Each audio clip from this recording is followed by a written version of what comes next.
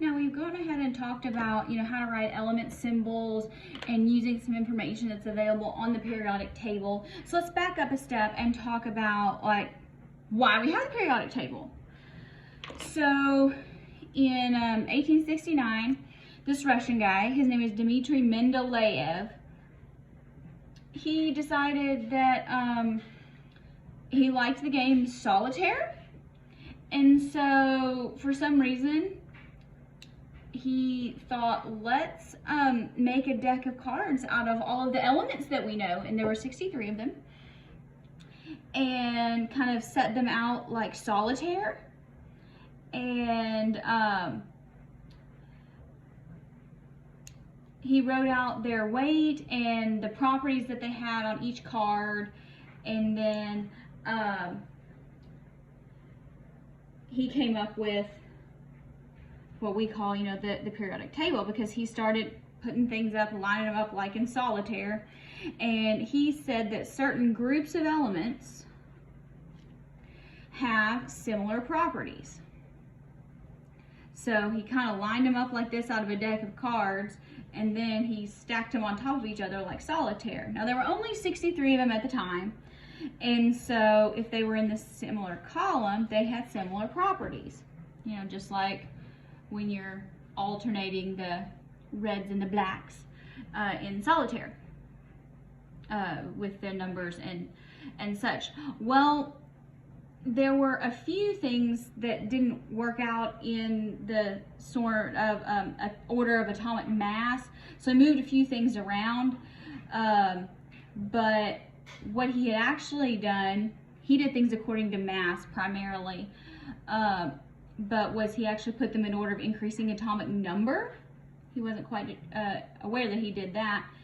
And then he actually used some, we'll turn the page. He was able to predict elements that didn't really exist yet, we didn't know of. So he left some blank spots because he's like, this shouldn't go here, it should go here.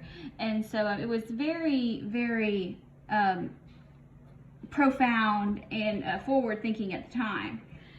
Now here you will find that my copy is in color.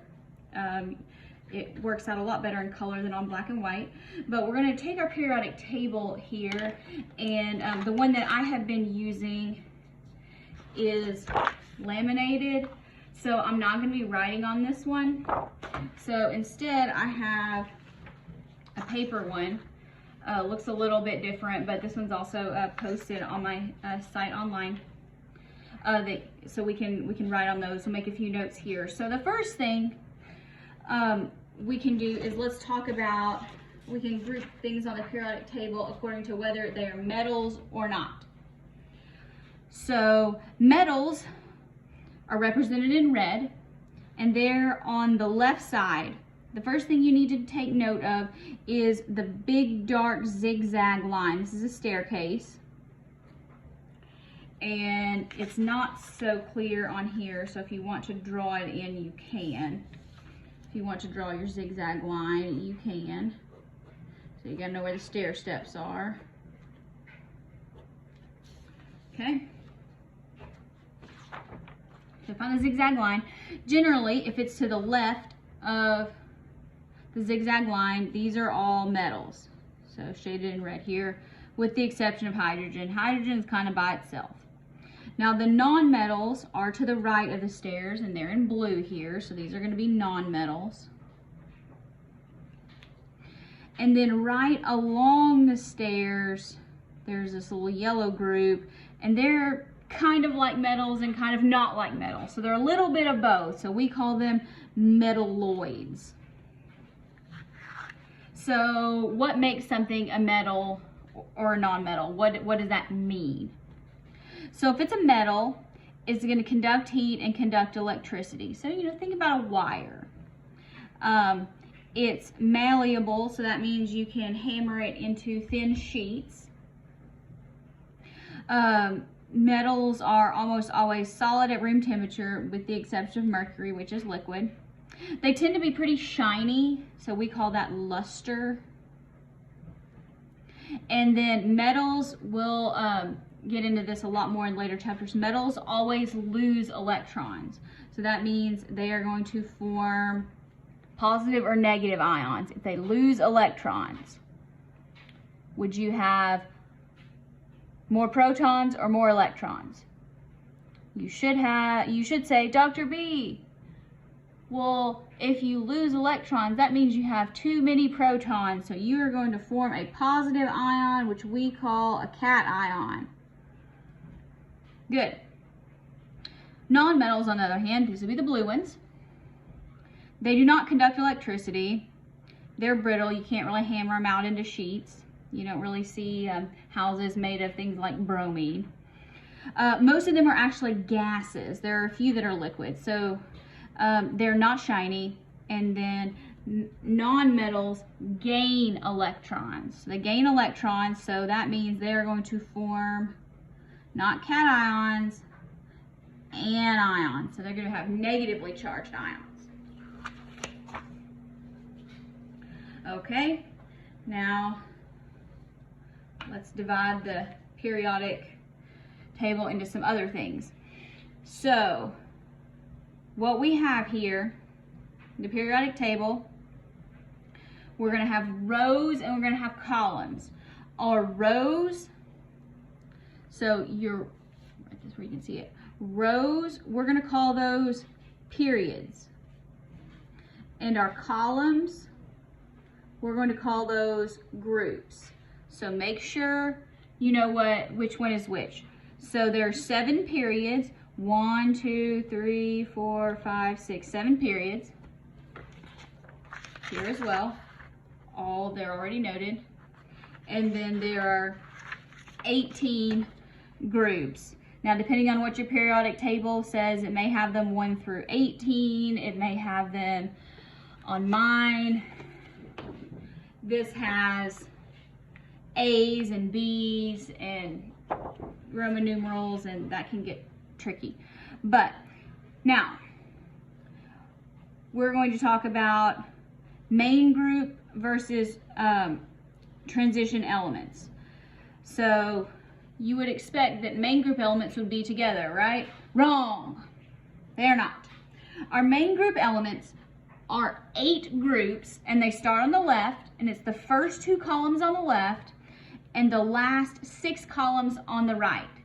So main group, there are 8 of them. So there's 6 on the right and 2 on the left. In between them, there's a block, and notice this block here starts below. So these are called transition.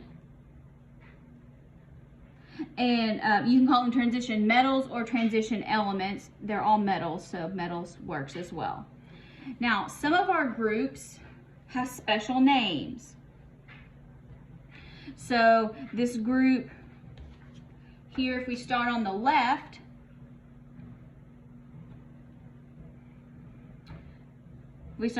here, we're going to have, we call these alkali metals. Alkali metals. Now, some of these names, be careful because these two can get very confusing.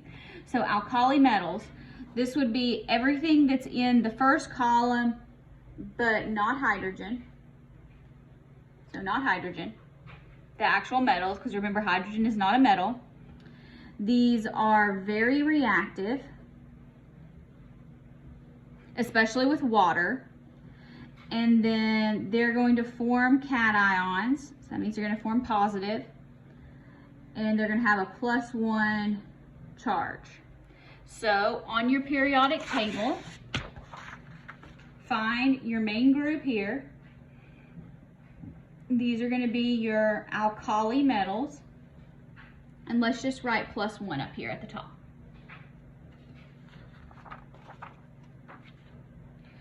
Next, we have our alkaline earth metals.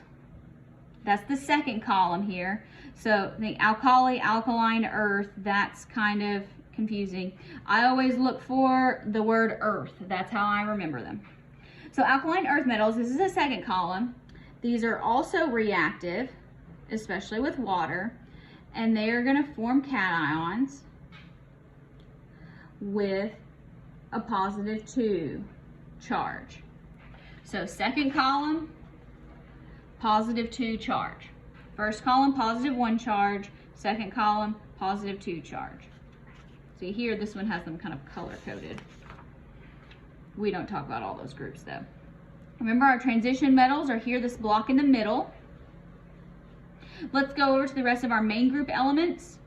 In our main group, 1, 2, 3, 4, 5, 6, 7, 8, they're very predictable because we can pick what kind of charge they're going to have because they want to have the same number of electrons as their nearest noble gas. More about that to come much later. So our next to the last column on the right, not the far right, the next to the last one. So in here it's green. These are called halogens. Halogens, these are very reactive. They're what we call diatomic. We'll talk about what that means later. That means they don't exist as single atoms, they exist in molecules of the same atom. So 2 atoms making a molecule. And the halogens always form -1 anions. So on your periodic table, find your halogens. Here, look, it says halogens right here. And I just want you to write -1 charge there. Over here, on the far right, these are called noble gases. They are unreactive. You will hear me refer to these as the cool kids. So they don't form ions, they don't really react with things, so they think they're too good for everybody else. So noble gases are here. They don't form ions, they almost always have a charge of 0. So that's important. So these are the cool kids. Cool kids. I'll come back to that many times this semester.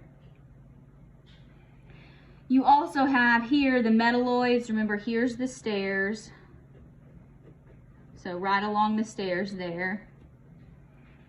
So that would be boron, silicon, germanium, astatine, antimony, tellurium, polonium.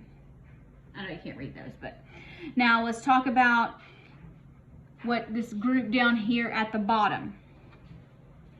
So these actually belong in between the alkaline earth metals and the transition metals, but conventionally that would make it way too hard and too wide to read.